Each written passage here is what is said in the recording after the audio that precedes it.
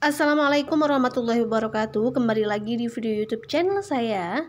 Pada video kali ini saya ingin berbagi informasi berbeda dengan yang sebelumnya. Kalau biasanya tentang P3K, ini tentang info seputar PPG atau Pendidikan Profesi Guru.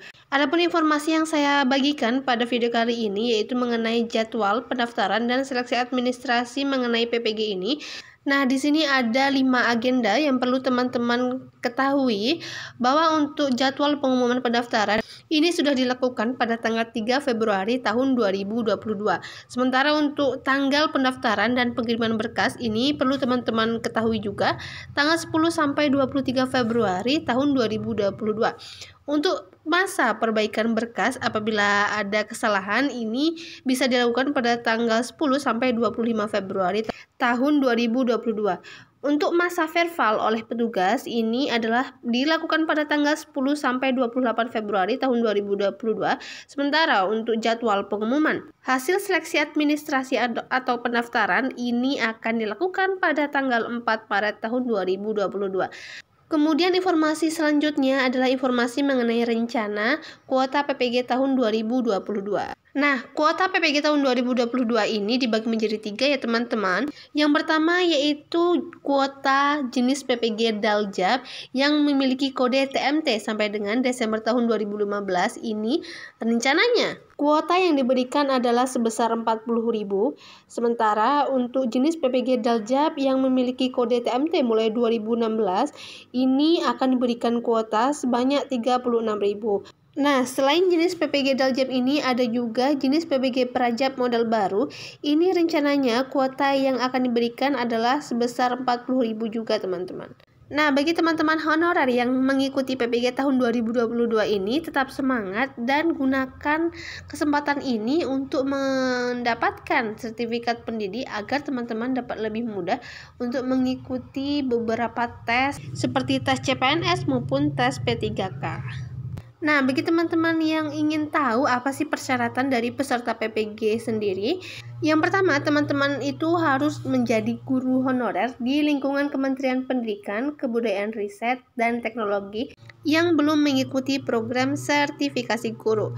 Kemudian persyaratan kedua yaitu teman-teman harus terdaftar pada Dapodik, data Dapodik Kementerian Pendidikan, Kebudayaan Riset, dan Teknologi.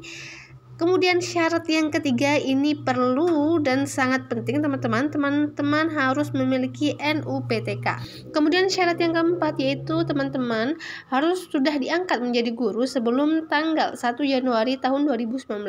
Dan syarat yang kelima yaitu memiliki kualifikasi akademik S1 atau D4 yang linier dengan pilihan bidang studi PPG yang akan diikuti. Kemudian syarat yang keenam yaitu teman-teman harus aktif mengajar selama 2 tahun terakhir. Kemudian syarat yang selanjutnya yaitu teman-teman harus berusia setinggi-tingginya 58 tahun dihitung sampai dengan tanggal 31 Desember tahun 2022.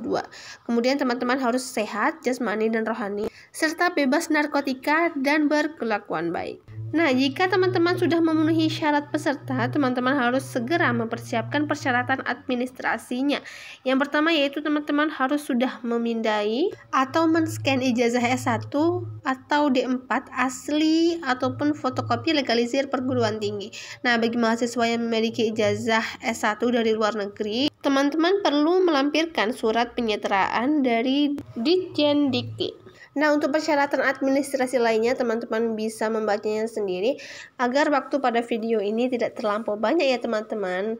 Atau teman-teman bisa men-screenshot layar ini. Oke, selanjutnya akan saya berikan informasi tata cara pendaftaran PPG.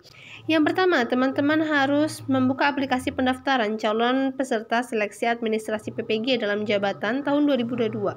Dan ini dapat dibuka melalui laman https://ppg.kemdikbud.go.id dengan menggunakan akun SIM PKB masing-masing. Kemudian yang kedua, teman-teman harus mengunggah atau mengupload hasil scan ijazah S1 atau D4. Dan bagi guru yang terkendala dengan akses internet, tentu pendaftaran dapat dibantu oleh kepala sekolah atau dinas pendidikan.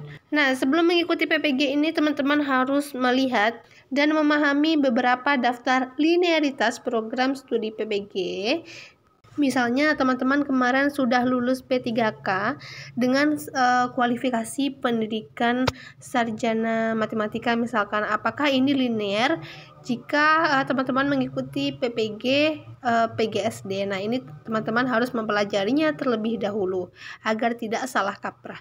Nah, kemudian teman-teman harus mengisi nama perguruan tinggi dan program studi sesuai dengan ijazah S1 atau D4 teman-teman. Kemudian yang kelima, LPMP melakukan verifikasi dan validasi kesesuaian berkas dengan syarat-syarat administrasi yang telah ditentukan sebelumnya. Adapun verifikasi dan validasi kesesuaian berkas ini juga termasuk mengecek tentang linearitas antara program studi PPG yang dipilih dengan program studi atau jurusan pada ijazah S1 atau D4 teman-teman. Nah, nantinya hasil verval atau verifikasi dan validasi kesesuaian berkas ini nanti akan diumumkan hasilnya apakah disetujui, ditolak. Ditolak sendiri ada dua kategori teman-teman, yaitu tolak permanen maupun tolak perbaikan. Jika ditolak permanen, maka ini berarti berkasnya itu tidak memenuhi syarat dan atau bidang studi PPG yang dipilih tidak linear dengan ijazah. Contohnya, guru dengan kualifikasi akademik sarjana hukum tidak bisa linear dengan program studi PPG yang ada.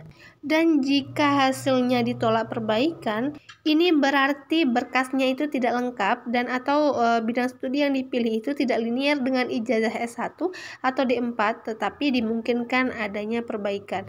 Nah, mungkin itu saja informasi yang dapat saya berikan pada video kali ini teman-teman. Semoga bermanfaat. Assalamualaikum warahmatullahi wabarakatuh.